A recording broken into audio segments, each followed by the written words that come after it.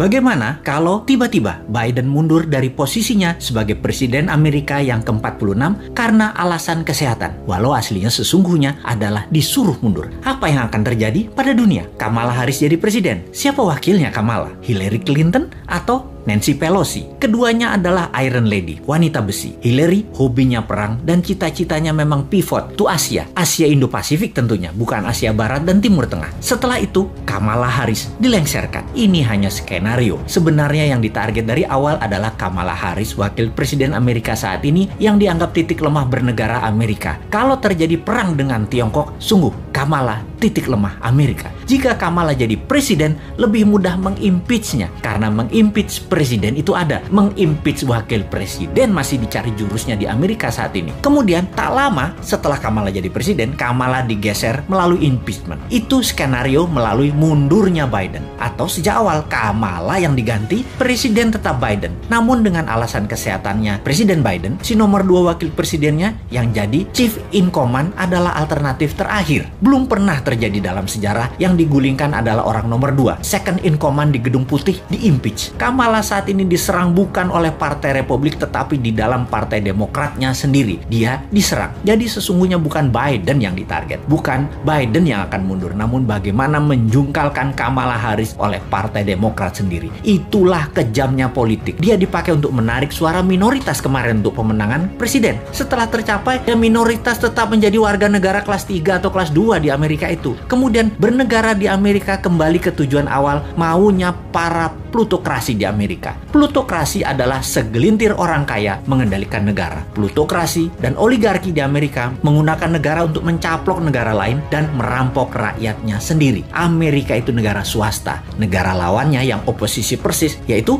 Tiongkok. Tiongkok negaranya dikendalikan pemerintah otoriter partai komunis atau negara partai. Itulah bedanya Amerika dengan Tiongkok. Indonesia, 7 presiden adalah negara partai, terutama 3 presiden terakhir, di mana swasta hanya dapat porsi 20%, yang 80% pemerintah. Nanti ketika new mind terjadi, maka terbalik. 80%-nya swasta, 20%-nya pemerintah. Indonesia jadi negara swasta, namun bukan swastanya plutokrasi dan oligarki, tetapi strong UKM. Itu beda.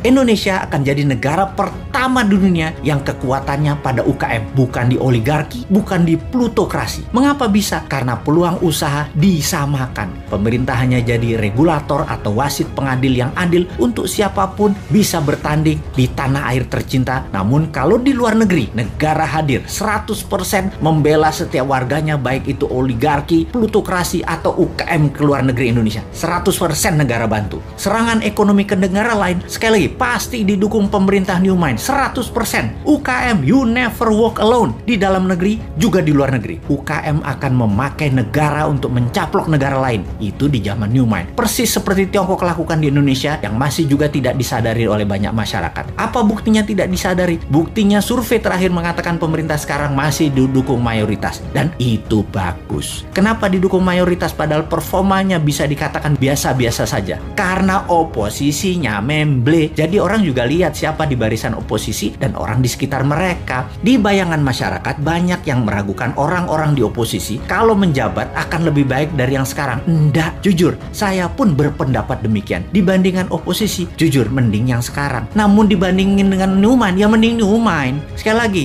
kalau surveyornya mensurvei new mind sebagai contender atau penantang incumbent dan oposisi di barisan old mind, rasanya beda. Puaskah Anda dengan kinerja old mind? Demikian kira-kira kalimat surveinya. Lalu dibandingkan dengan konsep new mind, mana kira-kira pilihan masyarakat terhadap dua konsep bernegara itu? Siapa yang bakal unggul? Siapa yang bawa Indonesia 100 tahun di tahun 2045 menjadi negara superpower? Old mind atau new mind? Sekali lagi, sungguh kalau ditanya, di dalam old mind itu ada siapa? Oligarki di situ, politikus kawakan di situ, duit di situ, pejabat di situ, jabatan di situ. New mind punyanya cuma semangat doang, tetapi berani. Kesimpulan, kita akan berhadapan di 2024. See you at 2024.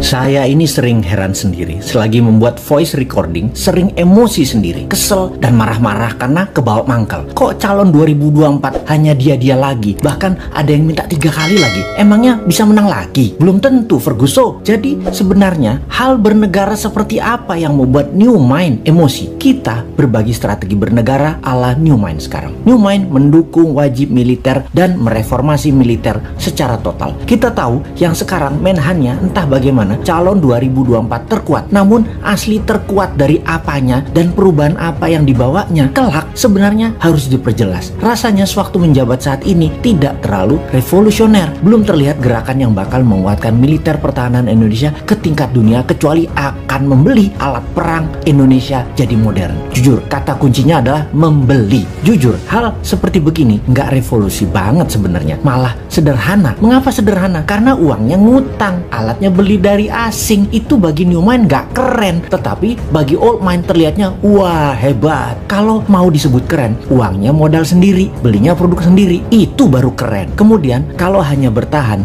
dari apa? Siapa yang menyerang Indonesia? Itu Tiongkok menyerang pakai economic warfare, jebol biar gak karuan Indonesia. Marketplace punya Asyong, produknya Asyong semua. Bagaimana Chief Kemhan? Ini urusan Anda kan? Ora paham. Lah nanti bagaimana ketika jabat presiden 2024? Atau jangan-jangan orang di sekelilingnya aja yang pengen bosnya jadi di 2024 dan dirinya dapat jabatan gitu ya. Kalau demi jabatan ya silahkan, tetapi kalau demi rakyat ubahlah bernegaranya. Wahai rakyat, yuk selalu belajar dan melihat fakta data. Jadi kalau New Mind bagaimana mengelola Kemhannya, jumlah personil militer tidak akan ditambah dan dalam jangka menengah 10 tahun personilnya hanya tinggal 60% dari jumlah sekarang. Nah, akan timbul pertanyaan, jumlah penduduk tambah banyak kok tentaranya makin sedikit. Tentara akan makin profesional karena tentaranya yang pegang bedil hanya tinggal 30%. Sisanya tentaranya pegang kendali atas bentuk perang-perang lain, biological warfare, economic warfare, technological warfare, dan lain sebagainya. 30% tentara akan mahir menggunakan alat perang drone. Tentara garis depannya robot. Ngapain beli pesawat F-16, F-35? Mending beli 1 juta drone dilengkapi senjata dan kamera, dan satu tentara bisa kendalikan 100 drone di war room. Lalu adakan wajib militer selama 6 bulan. SMA-nya hanya 2,5 tahun. 6 bulan terakhir wajib militer. Lulus wajib militer baru dapat ijazah SMA atau paket C.